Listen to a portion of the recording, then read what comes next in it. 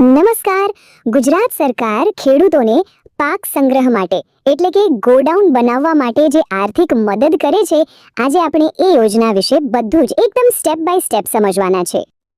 જો ખેડૂત મિત્રો, આપણે બધા જાણીએ છીએ કે કેટલી મહેનતથી પાક ઉગાડીએ છીએ અને પછી એને યોગ્ય સમયે વેચવો કેટલું જરૂરી બની જાય છે. ઘણીવાર કેવું થાય કે સંગ્રહની કોઈ વ્યવસ્થા જ ન હોય અને એટલે ઓછા ભાવે પાક આપી દેવો પડે. પણ હવે એવું નહીં થાય. આ યોજના જે છે ને, એ આપણને પોતાની સંગ્રહ સુવિધા બનાવવામાં જ મદદ કરવાની છે.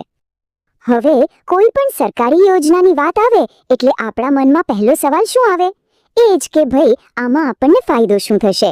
તો ચાલો કોઈ આડી અવળી વાત નહીં, સીધા મુદ્દા પર આવીએ અને જાણીએ કે સરકાર તરફથી આર્થિક મદદ મળશે કેટલી. આનો નિયમ છે ને, એકદમ સીધો અને સરળ છે. સમજો કે ગોડાઉન બનાવવા પાછળ જે પણ કુલ ખર્ચ થાય એના 50%, એટલે કે અડધા પૈસા સરકાર આપશે. પણ હા, એક વાત યાદ રાખવાની કે વધુમાં વધુ 1 લાખ રૂપિયા સુધી જ. મતલબ કે જો ખર્ચના 50% 1 લાખથી ઓછા થતા હોય તો એ રકમ મળશે, અને જો 50% 1 લાખથી વધી જાય તો પણ સરકાર તરફથી પૂરા 1 લાખ રૂપિયાની સહાય મળશે. હજી થોડું કન્ફ્યુઝન હોય તો ચાલો 2 ઉદાહરણથી સમજી લઈએ. માની લો કે ગોડાઉન બનાવવાનો ખર્ચ થયો 1,80,000 રૂપિયા, તો એના 50% કેટલા થયા? 90,000. હવે આ રકમ 1 લાખથી ઓછી છે એટલે સરકાર તરફથી બરાબર 90,000 રૂપિયાની સહાય મળશે. હવે બીજો કેસ લઈએ.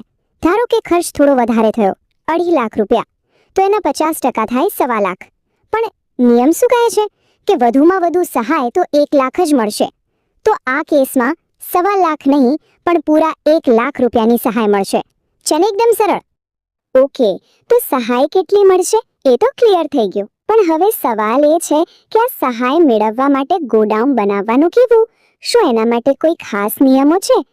હા, બિલકુલ છે, અને એ જાણવા બહુ જ જરૂરી છે, નહીં તો અરજી રદ થઈ શકે છે. તો ચાલો એના પર એક નજર નાખી લઈએ. જો, ગોડાઉનના નિયમો બહુ અઘરા નથી, એકદમ સરળ છે. સૌથી પહેલી વાત, એ ઓછામાં ઓછું 330 ચોરસ ફૂટનું હોવું જોઈએ. પછી એનો પાયો એ જમીનમાં ઓછામાં ઓછો 2 ફૂટ ઊંડો હોવો જોઈએ. અને પ્લિન્થ એટલે કે જે જમીનથી ઉપરનો ભાગ છે એ ઓછામાં ઓછો 2 ફૂટ ઊંચો રાખવાનો. કેમ?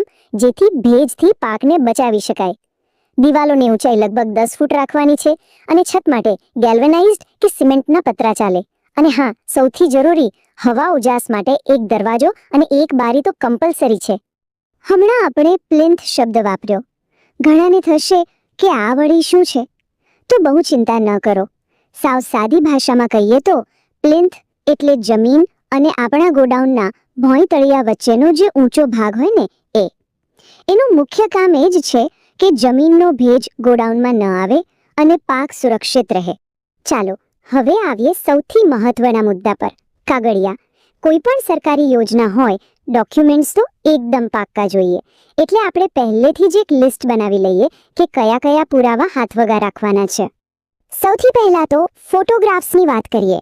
અહીં 4 અલગ અલગ તબક્કાના ફોટા આપવાના રહેશે. પહેલો ફોટો જ્યારે કામ શરૂ જ નથી થયો, એટલે કે ખાલી પ્લોટનો. બીજો ફોટો જ્યારે પાયાનું ખોદકામ અને કામકાજ ચાલતું હોય ત્યારનો.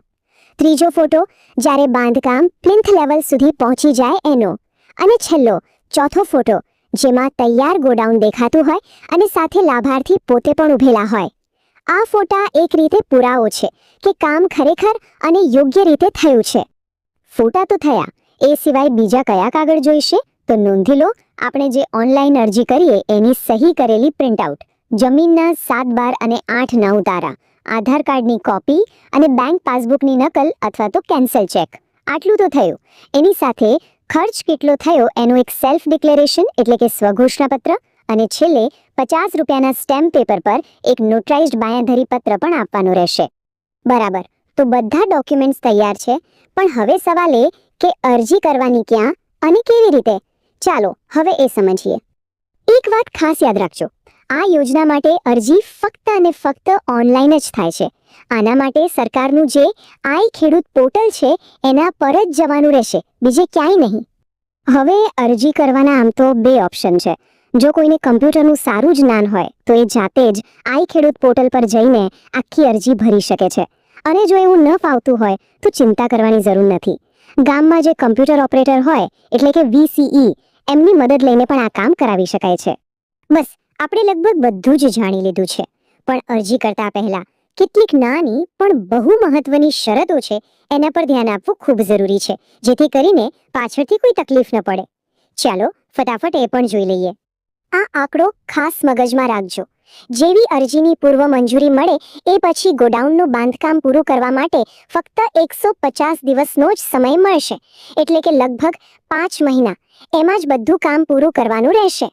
અને હા, એક બીજી બહુ જ મહત્વની વાત, આ સહાય યોજનાનો લાભ કોઈ પણ ખેડૂતને આખી જિંદગીમાં ફક્ત એક જ વાર મળે છે, એટલે જ્યારે પણ આ તક મળે એનો પૂરેપૂરો અને સાચો ઉપયોગ કરવો જરૂરી છે. અને છેલ્લી શરત, ઘણીવાર જમીન સંયુક્ત માલિકીની હોય છે, એટલે કે 8 આના ઉતારામાં એકથી વધુ નામ હોય. તો આવા કિસ્સામાં એ ખાતેદારોમાંથી કોઈ પણ એક જ સહમાલિકને આ યોજનાનો લાભ મળી શકશે. બધા ભાગીદારો અલગ અલગ અરજી કરી શકશે નહીં. તો બસ આ હતી ફાર્મ સ્ટોરેજ એટલે કે ગોડાઉન સહાય યોજનાની સંપૂર્ણ માહિતી. હવે વિચારવાનું એ છે કે શું આ તકનો લાભ લઈને પોતાની મહેનતથી ઉગાડેલા પાકને સુરક્ષિત રાખવો છે અને એના સારા ભાવ મેળવવા છે? આશા છે કે આ બધી માહિતી કામ લાગશે.